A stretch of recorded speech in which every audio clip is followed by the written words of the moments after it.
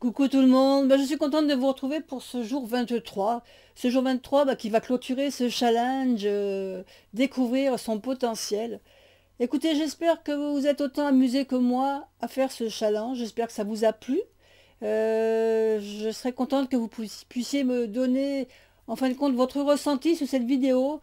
Qu'est-ce que ce challenge vous a apporté? Et s'il vous a apporté quelque chose, euh, j'aimerais bien connaître votre avis. Voilà. Peut-être parce que j'ai envie de savoir si ça vous a intéressé, et puis peut-être que savoir si, peut-être si je pourrais vous proposer peut-être par la suite, plus tard, un autre challenge, si vraiment ça vous a vraiment plu. Donc voilà, ce challenge il est terminé. Euh, mais on va quand même faire un petit récapitulatif. Enfin, je vous propose de faire un dernier petit exercice qui va être un exercice de récapitulatif. Récapi- Récapituler toutes les cartes que l'on a tirées depuis ce début du challenge. Alors voilà ce que je vous propose. Je vous donne un exemple.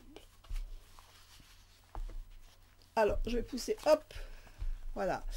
Moi, j'ai marqué jour 23, récapitulatif de mes tirages.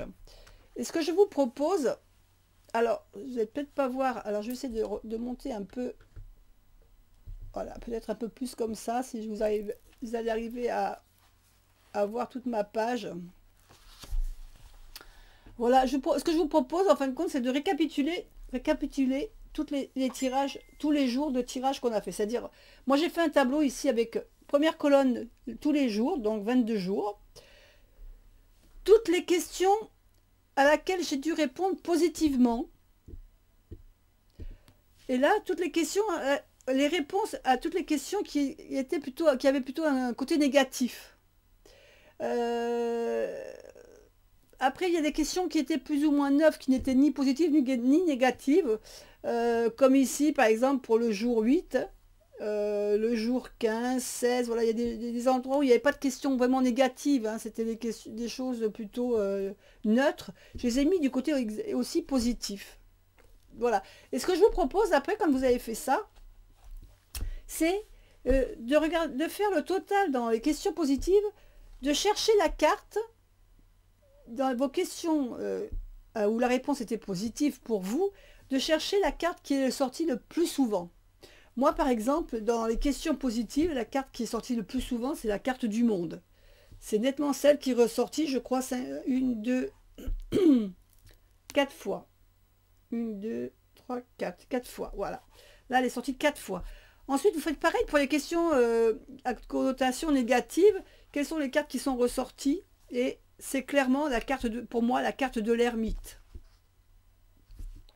Donc voilà, j'ai fait en fin de compte le tour comme ça des cartes. Ensuite, j'ai fait le total des positifs et négatifs. Et j'ai fait aussi le total des cartes qui sont sorties. Je veux dire, par exemple, la carte du monde, elle est sortie 24 fois dans les positifs, mais combien de fois elle est sortie dans les négatifs? Donc et c'est clairement, en récapitulatif, c'est clairement la carte du monde qui est sortie le plus souvent dans mes tirages. Ensuite, j'ai la carte donc de l'ermite, et en faisant tout le tour de tous mes tirages confondus, j'ai la grande prêtresse aussi qui est sortie autant de fois que ma carte de l'ermite.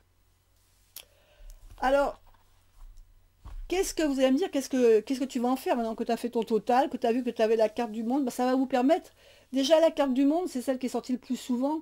Donc, c'est quand même une carte qui est censée vous tenir un peu à la peau, vous coller un peu à la peau. Donc, il faudra peut-être travailler pour vous, sur cette carte.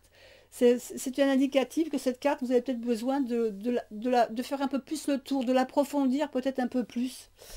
Euh, Maintenant, en ce qui concerne la carte négative, pour moi ici qui est l'ermite, sur les questions, donc il va peut-être falloir que je me penche dessus et travailler profondément sur cette carte parce que le côté négatif, c'est ce qui ressort le plus. Il faut que je travaille sur mon ermite. Il va falloir que je me penche vraiment sur cette ermite, approfondir la carte et voir sur quoi je peux travailler sur cette carte pour enlever tous ces côtés négatifs qui me collent un peu.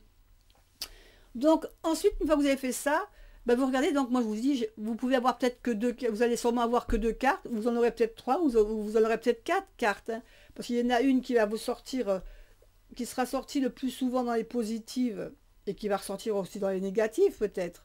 Donc, moi ici, par exemple, pour vous donner un exemple, je ne sais pas si je me fais bien comprendre, c'est peut-être un peu confus ce que je vous dis, mais moi, en faisant le total de toutes les cartes qui sont sorties, ma carte du monde est sortie 6 fois, en tout hein, dans tous les tirages. La carte de l'ermite est sortie 5 fois, et la carte de la grande prêtresse est sortie 5 fois aussi. Après, les autres, elles sont sorties 2 fois, 3 fois, mais c'est moindre. Donc ça, c'est vraiment ces 3 cartes-là qui me correspondent apparemment vraiment. Alors la carte du monde, bah, je dirais oui, peut-être que la carte du monde la représente aussi un peu les réseaux sociaux. Donc je dirais plutôt que cette carte du monde la représente un peu ma chaîne.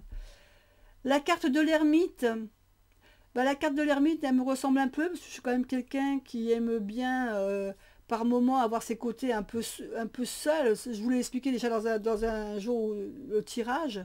C'est vrai que cette carte de l'ermite, c'est la carte que j'aime bien. C'est ma carte préférée dans le jeu du tarot.